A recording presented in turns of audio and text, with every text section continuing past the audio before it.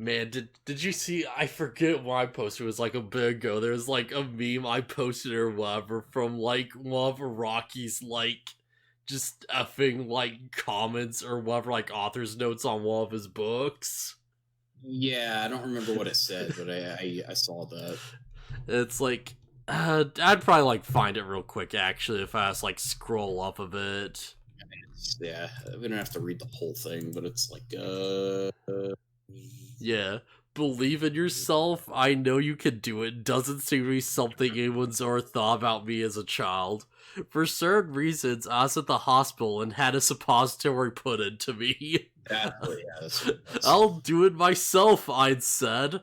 But the nurse with the pretty cute face said to me, nah, I'll do it. And just put her rubber glove on with a snap.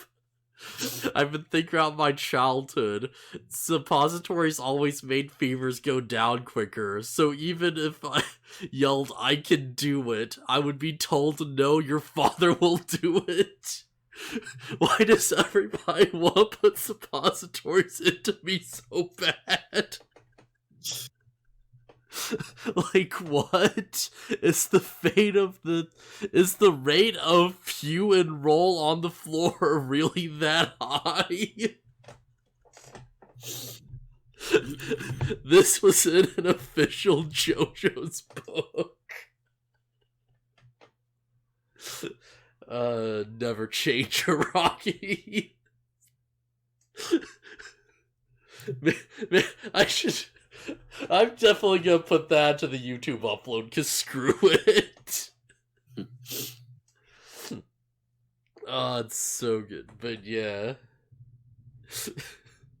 I know, man. I almost speculate, but I feel like Araki may have some slightly homosexual tendencies. I feel like it might be possible.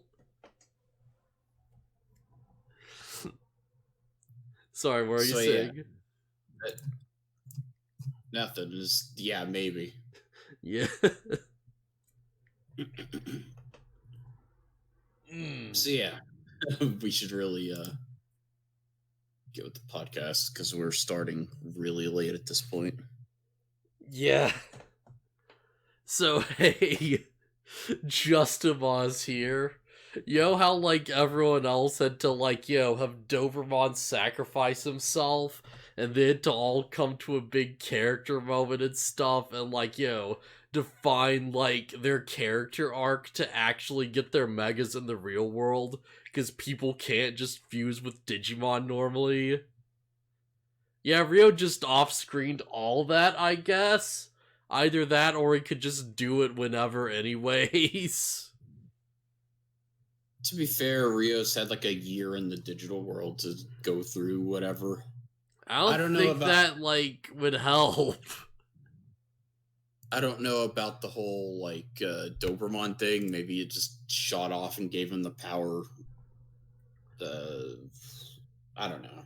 Like this, because like I don't want to hate Rio this much, but holy crap, does this just seem like a Ryu Mary Sue moment where he just shows up and he's like, oh, I could do the thing too, and look how cool I am.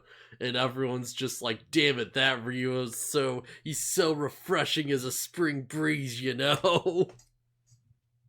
I'm not bothered by it because it's easy to it's super easy to rationalize. It's like the weird Doberman beams flew out and hit Rio too because he's got a Digimon partner. Man, that's like the annoying part that's like, alright, it goes out, it like hits Rio. Why doesn't it hit anyone else though?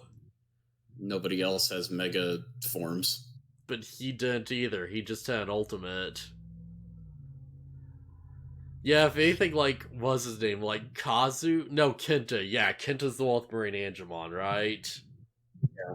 Yeah, he has a Mega right there. Why did it give him, like, power or whatever? Why did it give, like, Susie the power to fuse with Antilamon? Because Marine Angemon's already a Mega. Yeah. And, I don't know the Susie one. Susie's too young. I don't know.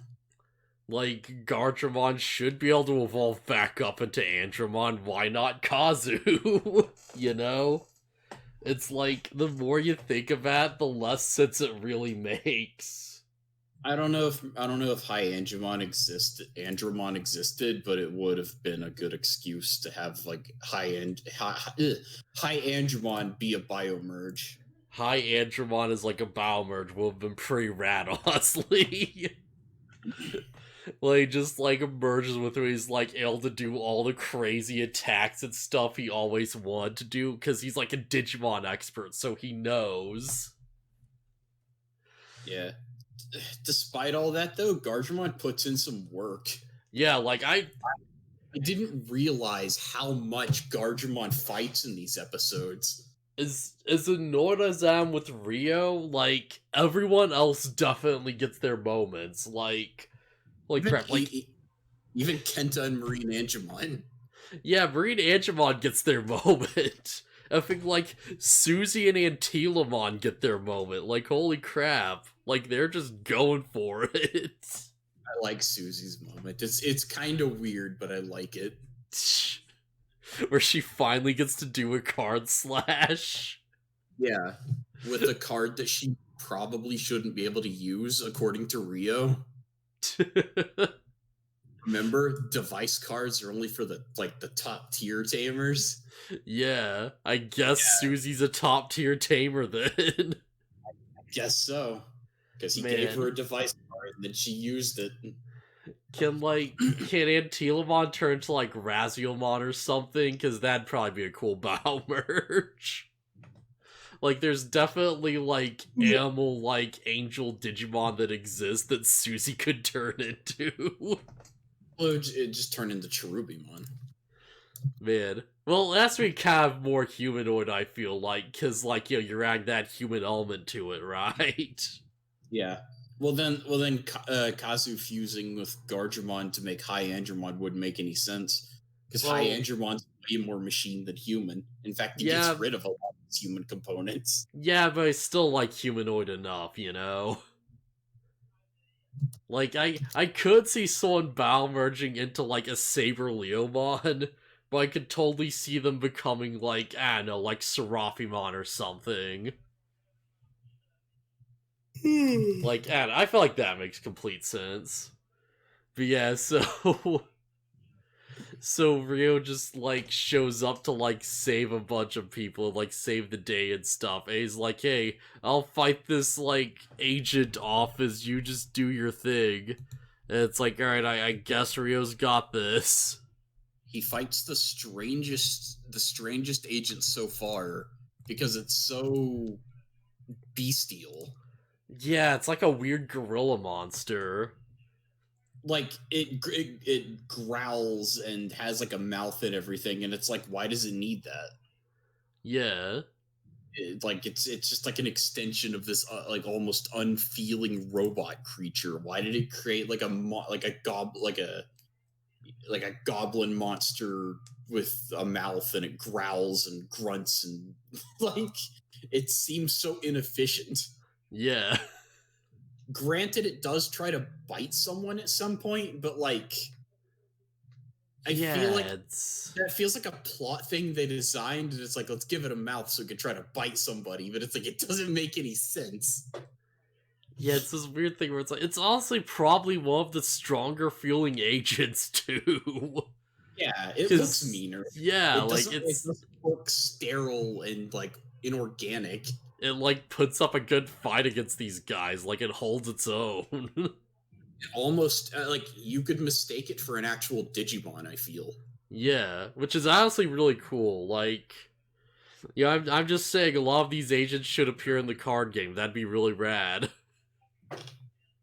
Just to have like a D-Reaper archetype. If they did, I feel like it would have to come with like a D-Reaper Tamer card. Yeah, you just get like Possessed Jerry or something.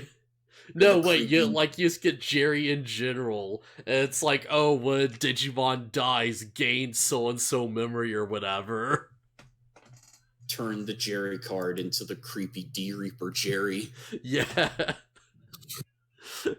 You just get like, the Jerry card that's like, oh, when Digimon dies on your turn or whatever, like, or when one of your Digimon dies or whatever, gain 2 memory for like the start of your turn. Also, like, you can play D Reaper cards for like so and so less or whatever, like done or something. Like, yeah, rest this card to reduce the play cost of a D Reaper by like 2. Yeah, that'd be cool. Because, like, they're not real Digimon, so you could evolve them up. You just have to, like, play them raw. Yeah, it just there would have to be some kind of progression. Like there would have to be some way to get the stronger D Reaper agents out, and then maybe in the end you get like the D Reaper's final form. Yeah, you have, like, no evolution cost, but all of them have, like, abilities that are like, oh, you can destroy a level so-and-so D Reaper to, like, play this card from your hand. And it's like, okay, yeah, there you go. Because, like, you're still progressing, but it's like, you're destroying the unnecessary cards to get the new ones out. And that activates Jerry's effects. Because you're, like, watching your Digimon die. Man, this... But yeah, I was just gonna say, these episodes kind of blend together for me, except for like the major moments, because it's just a bunch of it's just a bunch of fights for the most of it, with a few big character moments. Yeah, like, I'm trying to remember what happened in 46, and it's like, most of it's just sort of Takado's whole deal, isn't it? Yeah, I think I usually have these playing in the background. I don't for this right now for some reason. But yeah, so... Just a moment. Yes, because last time Takao went to the effing D Reaper, and he was just in the goo, in the forest area, and the evil Jerry was, like, tormenting him, and he was like, no, but you're not real. Right, this episode was about getting the others into the barrier to help Takado. Yeah, and they get, like, tormented by, like, just the puppet. Because it's just, like, behind a tree, just, like, giving them crap. It's repeating stuff that Jerry actually said. Yeah, it's like, oh, I almost forgot my recorder or something, and Takao's like, oh crap, that is something Jerry said once. Yeah. And he's like, oh, this thing actually is connected to her memory, and it's, like, actively trying to, like, screw with us. Yeah. But yeah, also works, too, because this thing scares Takao to the... Well, I guess not scares, but, like, messes with him to the point that he's just, like, on the ground about to be killed by the evil Jerry. And then, like, Marine Angemon, Mega Gargamon, and, like, Sakuyamon get through the barrier and save him. Yeah. Apparently Marine Angemon can just destroy the D Reaper. Yeah, like, I guess it follows, like, Final Fantasy logic, because it's like, oh, the D Reaper is just a death element. So it's like, yeah, if you just, like, you puke healing at the death element, then you, like, destroy it. I say puke, but it's way cuter than that, because it's Marine Angemon. It spits out little heart bubbles. Yeah, he just, just sort of hiccups out little hearts and it heals people. Yeah. Also, this episode is a setup for Beelzemon and Kalumon trying to get to Jerry. Yeah. Also, apparently, Kenta just used Marine Angemon to just get through the D Reaper and reach Takado, which means this thing must have been, like, putting out hearts like crazy. Yeah, I was gonna say, we know that Marine Angemon could just kill the D Reaper because it shoots a bubble at one of its little, the D Reaper bubbles and just erases it. It's like, oh, if we could just output that on a massive scale, this thing would be screwed. Just output love on a massive scale to kill the D Reaper. Gotta mass produce love. If we had an army of Marine Angemon, they could just wipe this thing out. I know this isn't how it works. I'm just imagining a bunch of, like, sweatshop workers at, like, an assembly line, and there's, like, a line of, like, puppies that they have to, like, systematically hug like hug or whatever to reduce love energy. There's just like a little tube that just sucks up a little heart and it just moves on to the next one. But yeah, the Jerry D Reaper thing turns into this, which you're seeing on the stream. Yeah. I'm not sure why it's wearing like such a weirdly sexy bodysuit, but whatever. Anime. Yeah, pretty much. But yeah, it's like, oh yeah, I'm gonna erase Staccato, and then Marine Angemon just starts blowing bubbles at it, and it's like, okay, time to run. Yeah. Just starts hiccuping hearts forward. But yeah, they're like, so like, get out, cause like effing Mega Gargamon just blasts a hole in like the D Reaper for him to escape through. But yeah, it is interesting because we see that it's like Sakuyamon puts up a barrier so he can get in, and Mega Gargamon gets them out. But it's like while they're in there, Sakuyamon does start like losing her energy and like starts like glitching out. Yeah, So, and then Marine Angemon just blows some bubbles on her, and she recovers. yeah, so it's like Megas can survive it for a bit, but like they will eventually die if they're just left in there alone. Yeah, it's basically just a big zone where it erases anything inside. It's like, yeah, you can't survive in here. Also, Yeah. Kazuo almost gets crushed by Gargemon. Yeah, kind of. Well, like Gargemon gets knocked over on top of Kazu. Yeah, so like they do get rid of like the effing Jerry D Reaper or whatever. And meanwhile, while they're like escaping, it like cuts over to Beelzemon for like the real bigger one of this episode. Because like Beelzemon just sort of like right, yeah, he's like flying around and Calmon's like, no, over here. And Calmon finds like an invisible like D Reaper orb just floating above the mask, controlling the agents. Like they refer to it as like the kernel brain. But yeah, it's just this giant orb that's just like, like Beelzebub breaks into it and like reveals it and stuff, and there's just Jerry inside of it, just being all depressed and everything. Just in this little like sphere controlling the D Reaper around her. Also, it's worth noting that Susie is running around trying to tell everybody that she saw something important. Yeah, Susie's the one who like spots the sphere because she like uses her Digivice to look through Antilamon's eyes. Yeah. Man, like, just all the Tamers really get play here, don't they? Yeah. Well, what I'm getting at is that like everybody ignores Susie because they're not paying attention to her. Yeah. Like Henry runs up to her and is like, "What are you doing here?" And she's like, "I saw something important." And he's like, "What are you doing?" Like, just too worried about why she's there. Yeah. But yeah, like, Beelzebub breaks into that, and he, like, lets Calamon go through to, like, get to Jerry, so Calamon's in the sphere with her. And meanwhile, all these, like, wires just show up, and they, like, just tentacle themselves around Beelzebub to trap him. And he's like, oh, well, crap, I can't break through this.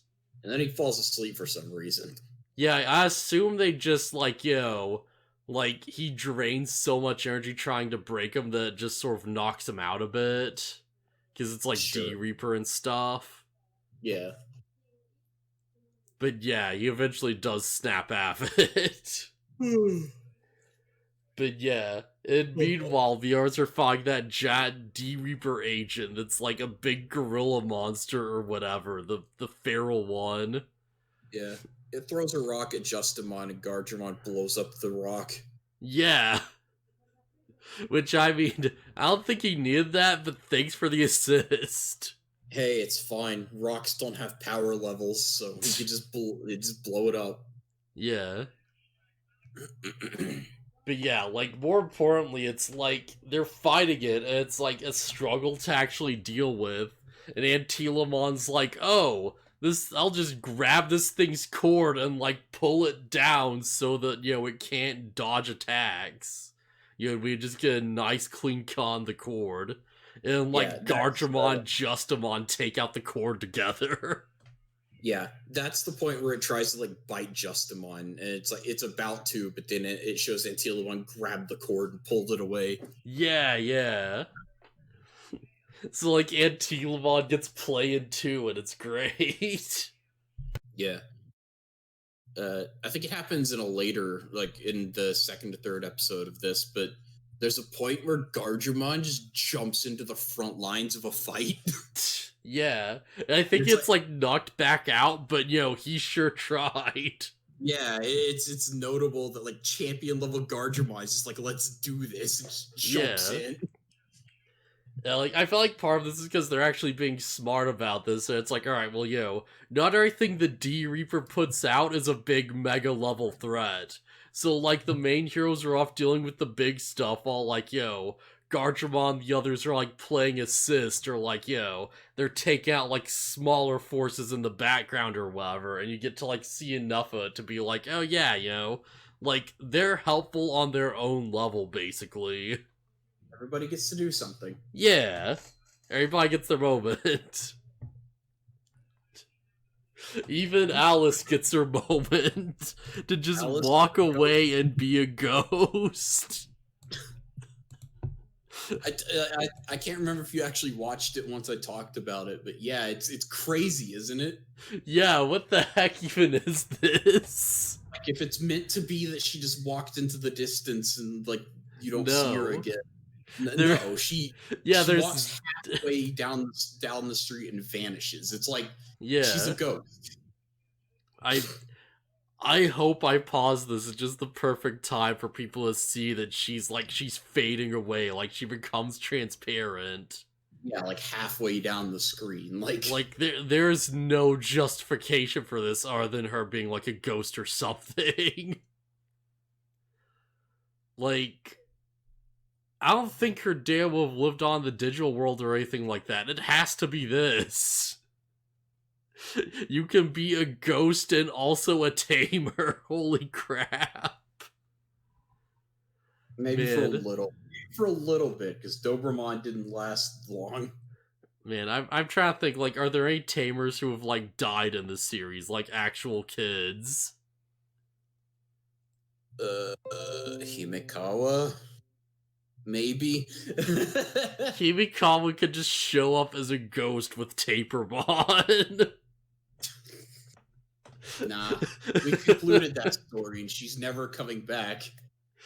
Oh my god. We'll never know what happened to her. It's insane how much they just die. Like, effing Try is so non-canon, holy crap.